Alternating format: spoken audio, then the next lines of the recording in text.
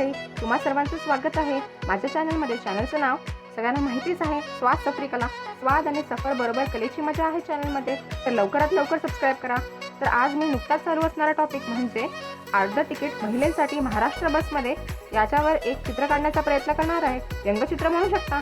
तर हा एक एंटरटेनमेंटच्या दृष्टीने चित्र काढणं गेलं आहे आणि थोडासा फॅक्टचा मसाला आहे।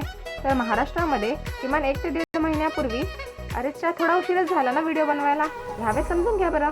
तर पॉईंट असा आहे की महिलांसाठी सध्या अर्ध तिकीट म्हणजे 50% कन्सेशन तिकिटीवर आहे MSRTCच्या बससाठी। ही योजना महाराष्ट्र शासनातर्फे सुरू केली आहे। तर बस स्थानकावर काय चर्चा रंगली असेल हे चित्र काढायचा प्रयत्न केला आहे।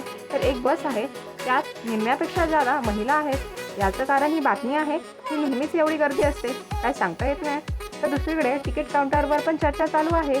तिकिटीची लाईन खूपच गर्दी आहे, महिलांचा जास्त समावेश आहे।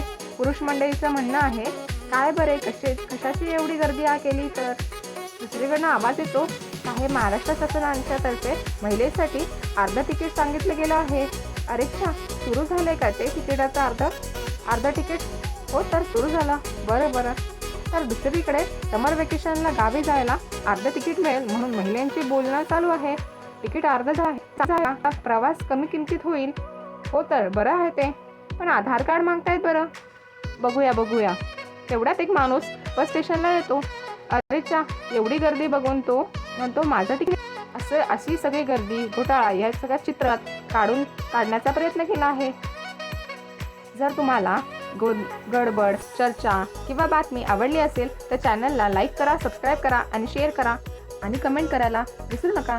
याच्या पुढचा व्हिडिओ कोणत्या बातमीवर असावा किंवा एखादी बातमी तुम्ही मला सजेस्ट करावी, त्याच्यावरती मी व्हिडिओ बनवायचा प्रयत्न करेल।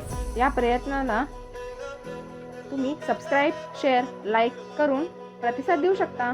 धन्यवाद। पुन्हा भेटू अशाच एका नव्या व्हिडिओमध्ये। तोपर्यंत स्वाद सफरी कलाकडून धन्यवाद। थँक्यू।